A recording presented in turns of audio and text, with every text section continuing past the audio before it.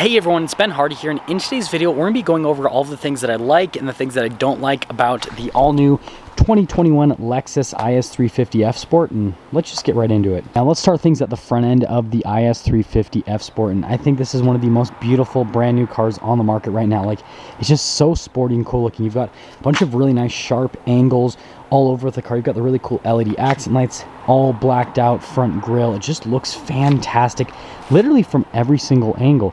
Continuing on the styling theme, coming over here to the wheels, we've got these beautiful blacked out wheels. They actually have kind of like a matte finish, and I don't know, again, they just look absolutely fantastic.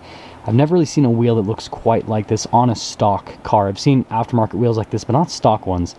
Got the F Sport logo right there, which that's something that I'm not really a huge fan of. Like, I get it that you've got to let people know you've got the sportier version, but I'd rather just not have it because it kind of just looks tacked on. Now, I do love the side skirt here on the side, definitely cool. And then I love the shape of the mirrors. The mirrors just look so cool. And then how you have it kind of like divided with the chrome, I think that's definitely nice. And then the chrome around the windows as well, definitely gives it a pretty nice look. Something that I don't like is this right here. Well, this is actually to protect the doors. But if you guys notice here on camera, it looks kind of funny. Like, it just looks like this crazy, like the front, there's kind of like that dividing line, but also back there, there's just like this weird dividing line that kind of like cuts the car in half in a weird way. And if I step back, you can really see what I'm talking about. Just like, it's so pronounced. That definitely looks weird. But the rest of the side of the car looks so beautiful. So like, it is what it is, whatever. And then coming to the back, I love the look of the taillights. They just look super sharp, really great. The badges here in the back, they really don't bother me all that much. It's just the one on the side. Parking sensors, they actually integrated them pretty nicely. I love the exhaust tips. I think it'd be cool if they were blacked out. I think that would go with the overall theme of this car if they were blacked out, but they still look really good being circular. And then the diffuser back here looks pretty good. And another design touch is the spoiler here in the back. The carbon fiber looks fantastic, and it's not like crazy shouty out there, so I think it's great overall. And then I do love the opening here for the trunk. Definitely easy to access, all that kind of stuff. So I think that is great. And then we'll pop that back down. Now if we come over here to the passenger side. So I love the interior on this, but I also don't at the same time. So the materials are really nice, actually. Like, the leather is really soft to the touch. The stitching is really nice. The quality overall is great. But I think with this gray color, this should have a red interior. But you can get a red interior with these. So, like, no big deal. I just think that this car should have a red interior because, I mean, think about how sexy that would be with this gray. Like, look at that metallic gray again. In the sunlight, just perfection. So, yeah, that would be great. And then something I guess is kind of a downside is I'm almost 6 foot, and I mean, like, I fit back here, but just barely. So it's definitely cramped, so I guess that's kind of a downside. It's cool you have vents, but I think that they should offer something like heated seats here for the back passengers, at least. Something else, or maybe their own climate zone. But, I mean, no big deal. Then I'll pop out, which is kind of hard. Ooh. Then we'll come over here to the front. Then you can see door panel, absolutely beautiful. Again, really nice material use. And then all the controls, like, they're really easy to read and everything. They're in all the right places. And then I love these front seats. These front seats are fantastic, super comfortable, really nice perforated leather, and you can sit in these in long journeys, and it's just fantastic.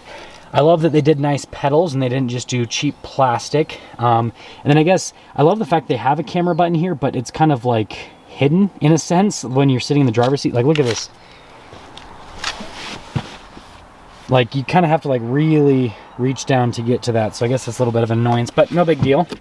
And we'll turn it on. The steering wheel is kind of interesting. You've got wood trim here at the top, and then you've got perforated leather here, and then you just have like this random tiny strip of like soft leather. No complaints, but definitely interesting.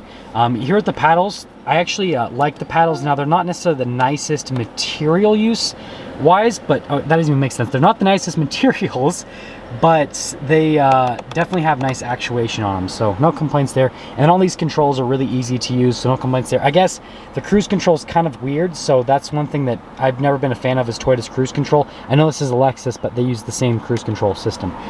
Gauge cluster, absolutely love it. It's got like the cool sliding back and forth screen action, and then when you go into like the sport mode, for example, looks really unique. And yeah, overall, love the screen setup. I think that's really cool. And then infotainment system, I actually really like this infotainment system. This is one of Lexus's infotainment systems that's really good. It's a touchscreen, but then you also get the keypad, and overall it's really easy to use. Response time on the screen is fantastic.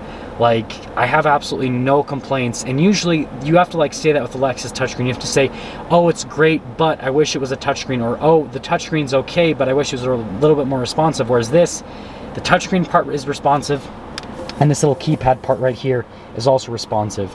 And then coming to these climate controls, they're pretty good. The one thing that sometimes can get a little bit annoying is getting to an exact temperature, because if you press, like, because you can slide, or you can do this, right? And so sometimes it's like not exact to get it to like the temperature that you want. So kind of a little bit annoying sometimes, but not a huge deal. But overall, it feels cool when you're like changing the temperature. So like, it's neutral, I guess, but overall I think it's pretty cool.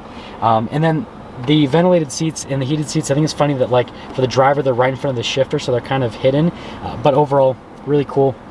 And then coming here with the shifter itself, easy to use, so I'm glad they just do like a regular shifter. Like a lot of manufacturers nowadays have weird little shifters, and so they're kind of hard to use. This is like, okay, drive, park, reverse, like super straightforward. So I love that they still use the traditional shifter. I already talked about this. And then the drive mode select is really seamless, easy to use. Love that part of it. Center console actually has pretty good storage space, which is great. Glove box as well. Something that's interesting is they have really nice leather on this portion of the dash, but then the rest of the dash is like not as nice. It has stitching. So I wish that this material right here, they would use that across the rest of the dash. And then it does have a sunroof, which is nice.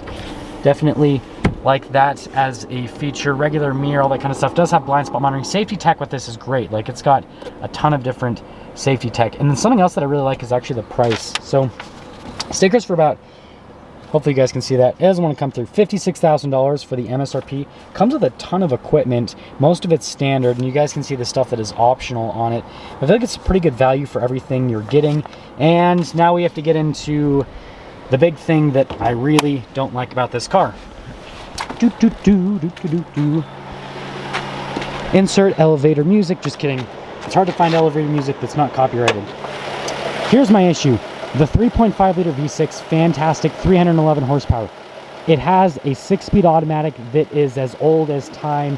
It's really slow to shift, and that is my only problem about this car. This car looks so sexy, has a nice interior, super comfortable, suspension's great, handling's great, but the transmission is just so slow to shift, and it's like, oh my gosh, just almost, like if this had a better transmission, this would be such a cool car. And so yeah, they just need to do something with that transmission. Other than that, the car is like pretty much flawless in my opinion. Like it's pretty close to perfect for a luxury daily driver car. Just Lexus. Different transmission that's a little bit more modern, a little bit more responsive, and this thing would be awesome. And also, with the new IS 500, you know what they should do is they should give an option to get that car with all-wheel drive, because think about that, almost 500 horsepower V8 all-wheel drive sedan like this. I would buy one. But yeah, that's everything that I like and the things that I don't like. Now that's pretty much going to sum things up for the things that I like and the things that I don't like about the IS 350. Overall, it's a fantastic car. Like, I really don't have any gripes. For me personally, this is actually a car that I would consider purchasing if they just updated the transmission, did something that was a little bit quicker to shift, felt a little bit more modern. And I think this would be a fantastic daily driver. It already is a fantastic daily driver. It just doesn't feel all that sporty. And I mean, look how sporty it is. Like, it drives sporty with the suspension and everything. But then again, it's just those gear shifts are a little bit on the slow side. But other than that, it's pretty much a flawless car in my opinion. And yeah, I'll see all of you guys in the next video.